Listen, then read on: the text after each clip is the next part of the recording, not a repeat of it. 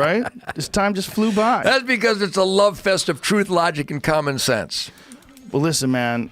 It's been a pleasure to meet you. Glad to be able to sit down with you and have a good conversation here. My friends were right. You do deserve me. And I think it's a good opportunity for people to get a chance to see you in a long-form conversation rather than these sound bites that they could just choose to hate. Yeah, especially when these sound bites are edited and manufactured. Yes. And let's make it perfectly clear, I did not avoid the draft. I did nothing.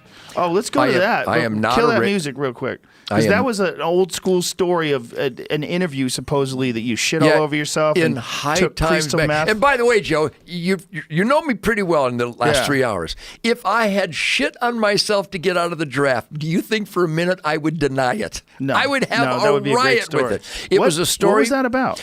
I went in and got my draft physical. And by the way, when I went in 1969, I was Superman. I literally would hurdle Volkswagen bugs. I was all muscle and sinew. I was Superman. I was the most athletic, running, jumping gazelle known to man. And I went in for I didn't know anything about Vietnam. I didn't know anything about war. My dad was a war hero, but nobody talked about it. I never heard of the Bataan Death March. I graduated from the American education system, so I knew nothing. And there was all protests around me, but I wasn't really tuned into the protests because I was making music every day. I mean, just obsessed with the Amboy Dukes and playing gigs every day. And I didn't pay attention. I never watched a newscast in my life. But I was given a draft notice, and I went down. I had my draft physical, and I passed with flying colors. And I got a draft card in the mail a couple months later through my mom and dad's house, and won why. Not a deferment. It's a designation. I was in Oakland Community College at the time, so Y was a student designation, I believe. But I was ready to rock. I didn't want to go. I didn't understand it, but my buddies were going. John Brake, my singer, had to go.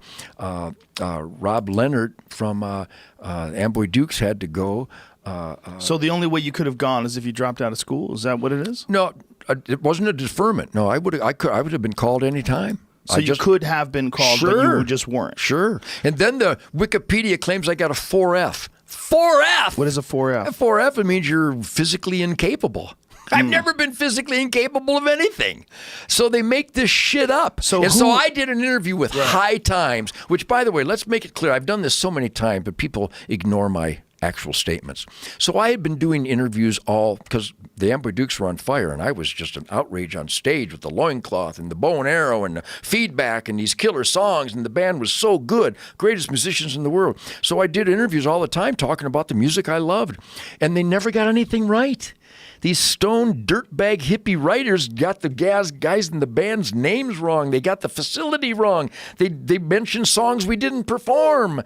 They got nothing right. And every time I'd read the interview, I go, God, we were talking about my music. You didn't even get the song titles right.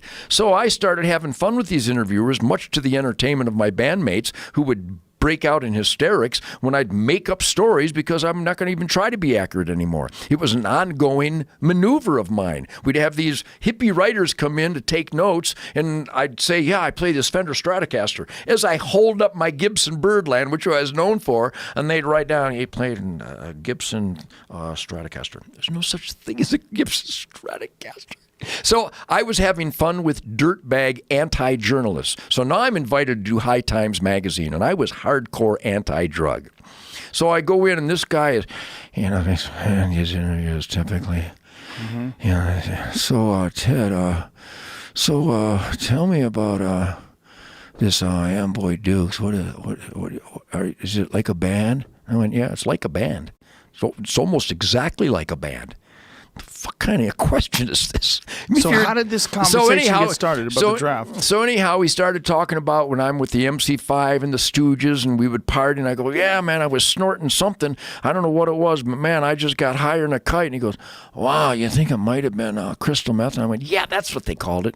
I never snorted crystal meth. So you just made up some shit? I just went nuts, and we went into the war thing, and I go, I don't know anything about war. I'm a guitar player. But I went down for my draft physical, and when I went into the booth to give my urine sample, I made sure I ate Mexican food all week. So instead of pissing in the urine cup, I took a big dump in it. It was green and went all over the place. And the guy went, wow, Really? Yeah, really. And so I made up this story for High Times magazine, the great magazine of good information. And then it turned out that my drummer, KJ Knight, God bless him, he actually admitted this and testified that that's what he did. We thought it was the funniest thing in the world. We're teenagers, and this guy went into the draft physical just an absolute near-death lump of shit to get out of the draft. And we thought it was funnier than hell. We weren't paying attention to important things in life.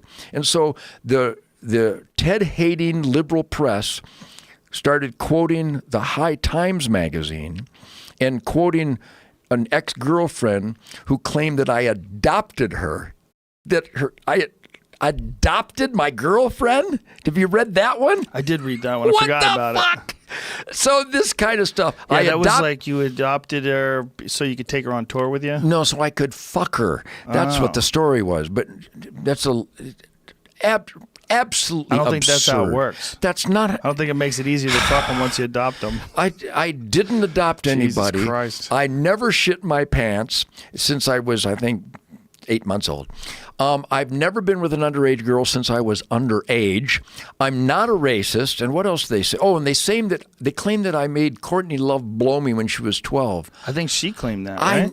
I never met Courtney Love. You can tell I don't have a rash.